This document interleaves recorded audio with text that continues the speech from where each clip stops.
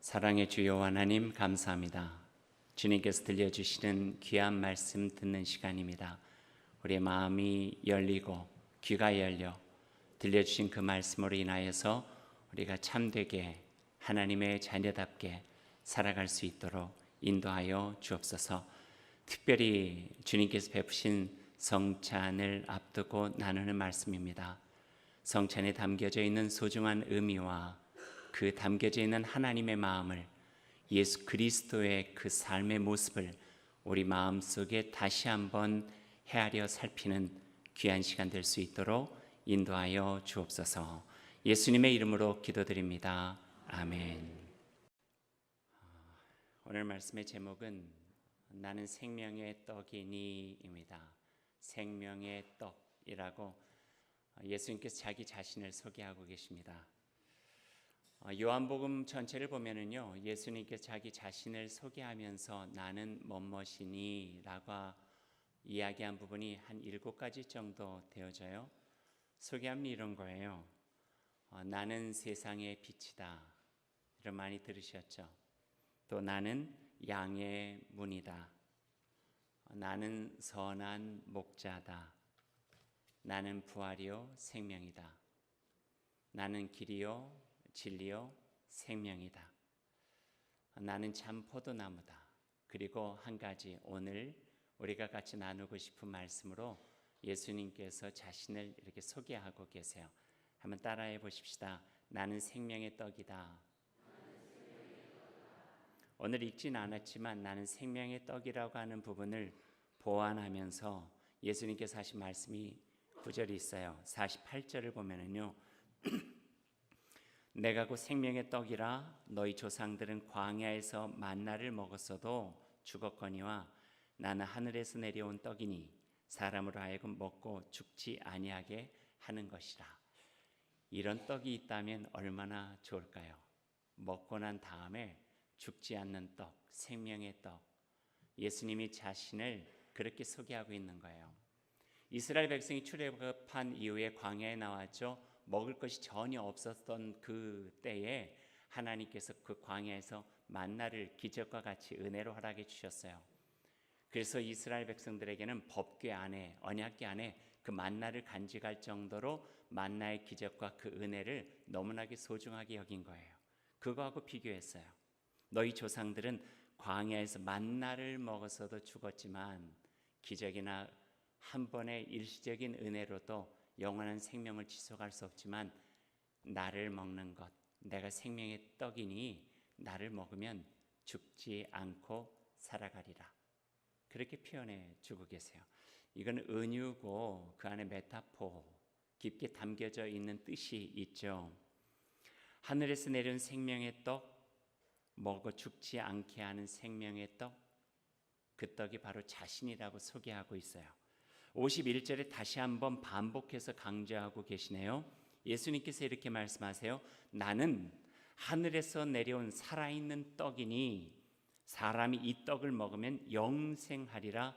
내가 줄 떡은 그 어떤 떡이 아니라 곧 세상의 생명을 위한 내 살이니라. 초대교회예요. 많은 사람들이 오해하고 있었던 것이 있었어요. 그것은 초대교회 예배를 드리려고 모인 공동체들이 인육을 먹는다, 식인 습관이 있다, 살을 먹고 피를 마신다 그랬어요. 그런 소문이 날 법해요. 성찬 예식이 있었잖아요. 예수 그리스도의 이름으로 살과 떡이라고 표현되어지는 잔과 떡을 나누는 이 성찬 예식을 다른 사람들이 건너서 보면서 저들은 살도 먹고 피도 마시는 식인 습관이 있는 공동체다, 그렇게 오해를 하기도 했어요. 이 말씀도 그러네요. 나는 하늘에서 내려온 살아있는 떡이니 사람이 이 떡을 먹으면 영생하리라. 내가 줄 떡은 다른 것이 아니라 세상의 모든 사람의 생명을 위한 내 살이다. 이 살이 내가 주고자 하는 떡이다. 어쩌면 성찬 예식 때에 우리가 나누는 이야기와 연관이 되어집니다. 이뿐만 아니에요. 요한복음 6장, 오늘 우리가 함께 읽은 본문이 들어있는 6장에는요 별명이 하나가 있어요. 그 별명이 떡장이에요. 떡장. 떡이란 말이 많이 들어가 있어요. 집에 가셔서 한번 세어보세요. 몇 번 정도 떡이 계속되는지. 제가 힌트를 댄다면 20번 더 넘어요. 꽤 많이, 한 장에 떡이라고 한 단어가 그렇게 많이 있을 수 없어요. 왜 그럴까? 우리가 살아가는데 이 떡 먹는 것이 중요하다는 거예요. 우리말로 하면은요, 이스라엘에게는 떡이지만 우리에게는 밥이에요. 내가 생명의 떡이다 하는 말을 우리식으로 말하면은 나는 생명의 밥이다. 하나님의 떡은 하나님의 밥으로, 하늘에서 내려온 떡은 하늘에서 내려온 밥으로 이렇게 표현할 때에 우리에 있어서 필요 불가결하고 없으면 안 되고 살아갈 수 없는 밥에 대한 문제로 오늘 이 말씀을 볼 수가 있고, 자신을 없어서는 안 되는 가장 소중한 양식으로 자신을 소개하고 있는 예수님의 그 마음도 우리들이 느낄 수 있을 것 같아요. 먹고 사는데 우리들이 일상적인 삶에 밥만큼, 떡만큼, 먹고 사는 것만큼 중요한 게 없죠. 이 현실이에요. 어떻게 안 먹고 살아갈 수 있어요? 다 먹고 살자고 하는 일인데요. 어른들 그런 이야기 많이 안 하시나요? 그 말뿐이겠어요? 밥에 관련된 언어들이요, 얼마나 많이 있는지 몰라요. 일상의 말들을 몇 가지만 소개하면은 밥그릇 싸움, 이런 말이 있어요. 밥그릇 싸움한다. 그러면 밥그릇 가지고 싸우는 건가요? 이게 내 거다 네 거다? 아니죠. 이해관계 속에 있는 사람의 관계에 대한 이야기겠죠. 굉장히 더 포괄적인 의미가 있을 거예요. 남자들 자주 쓰는 말은 군대에서 배웠는데 이런 말이 있어요. 내가 짬밥이 얼만데, 뭐 이런 말도 있어요. 그건 뭐예요? 군에서 나머지 그 잔밥들을 모아놓은 짬밥을 많이 먹었다는 것을 내가 이야기하는 건가요?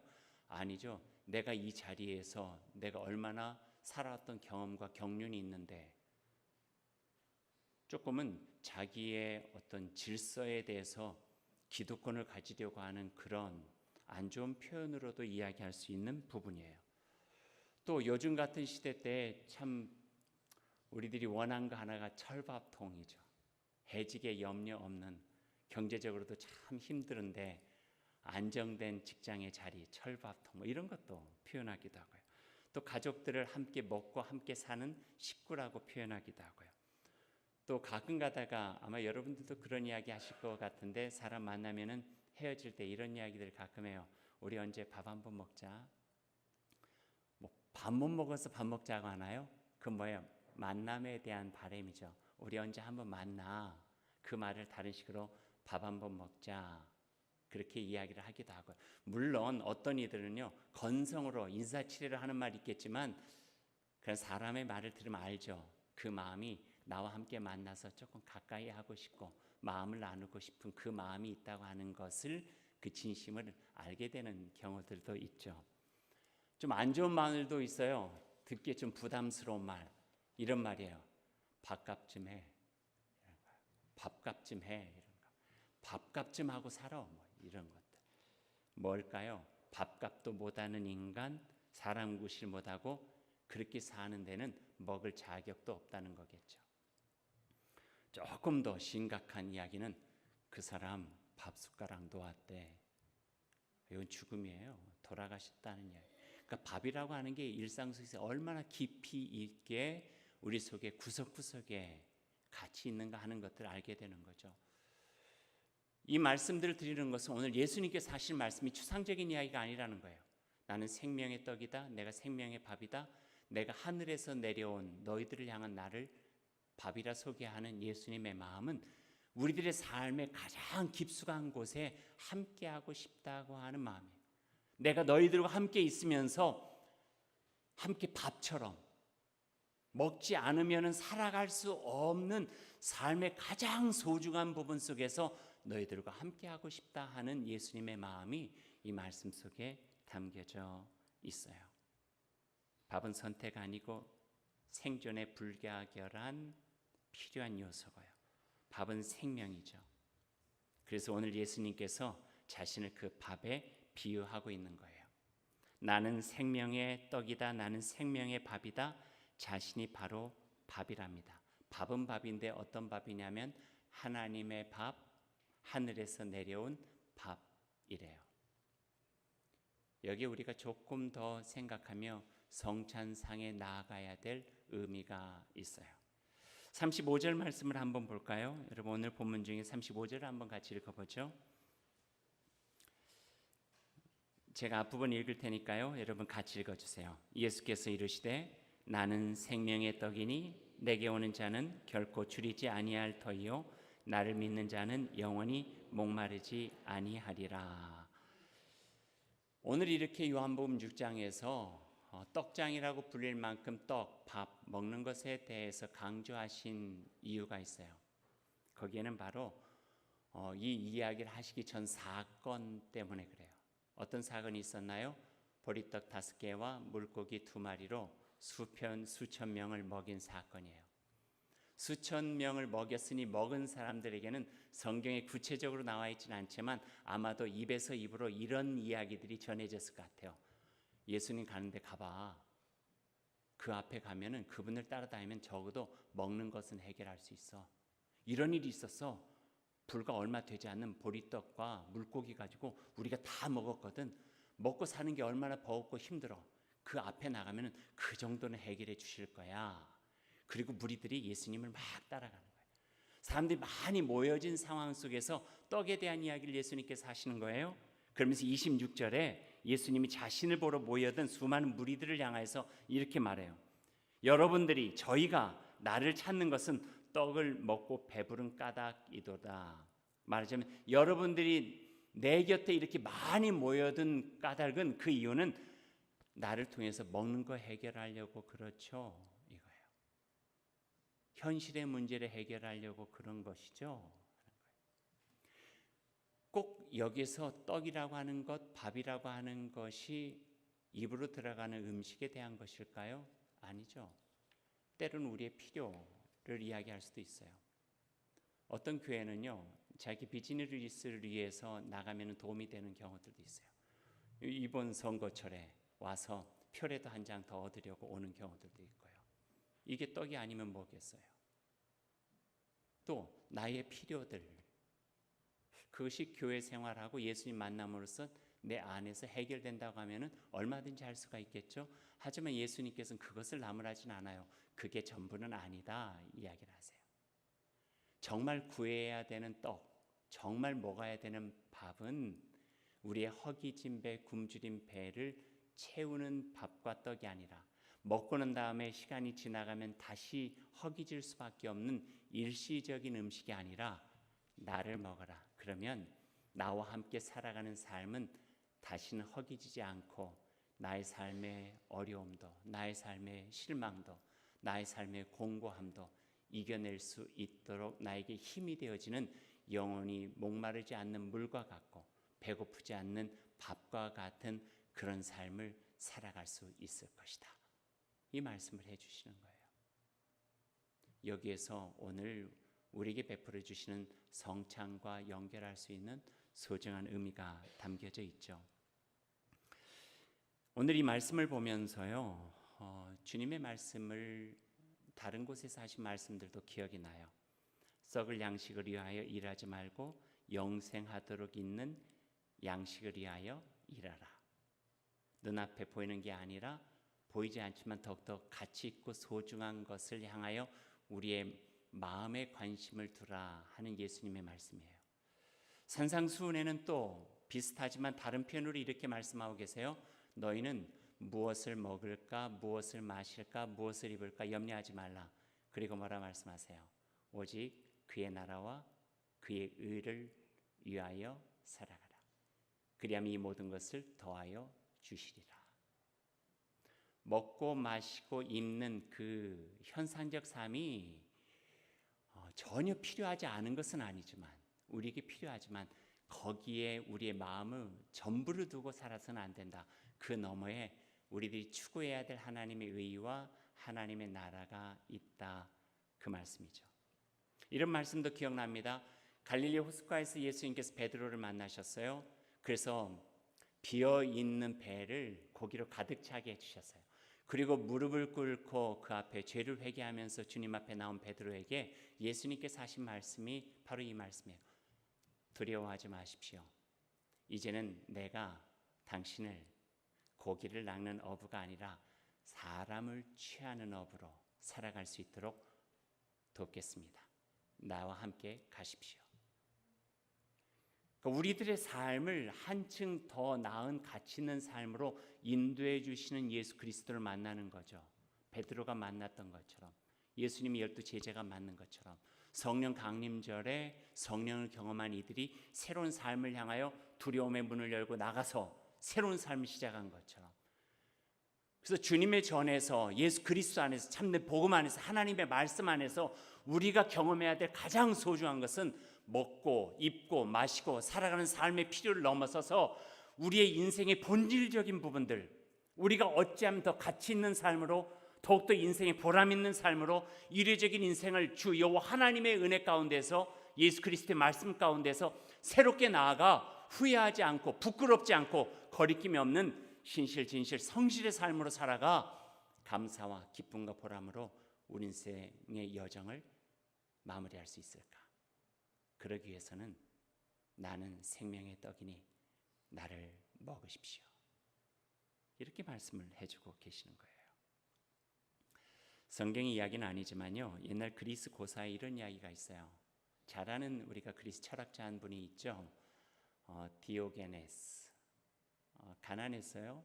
하지만 부끄러움 없이 당당하게 살아갔던 철학자로 우리가 알고 있는 인물이 디오게네스라고 하는 인물이에요.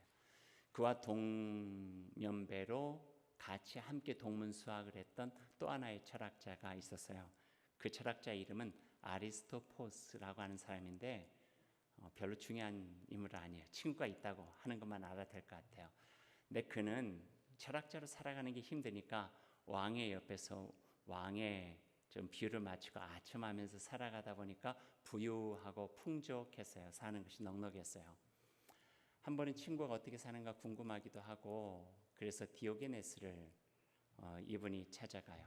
마침 찾아갔을 때가 식사 시간이었던 모양이에요.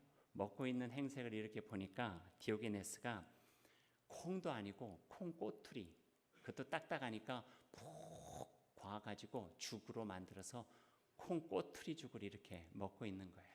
그걸 보니까 얼마나 애처로워 보여요. 그러니까 아리스토포스라고 하는 이 철학자가 친구에게 이런 이야기를 하는 거예요. 좀 마음이 안쓰러웠던지 혀를 차면서 이렇게 이야기를 해요.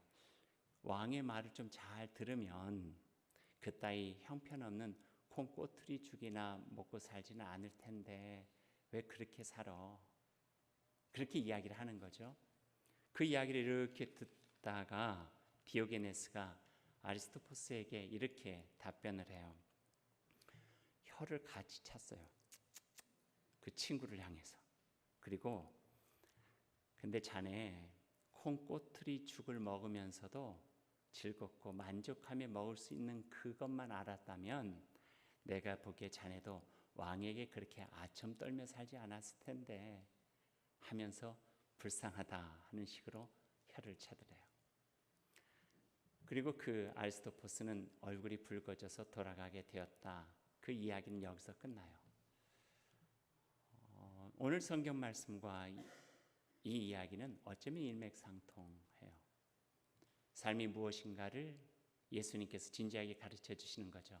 그리고 그 삶에 꼭 필요한 것, 없어서는 안 되는 것, 정말 필요 불가결하고 있어야 우리가 제대로 살아갈 수 있는 그것을 내가 너희에게 주고 싶다.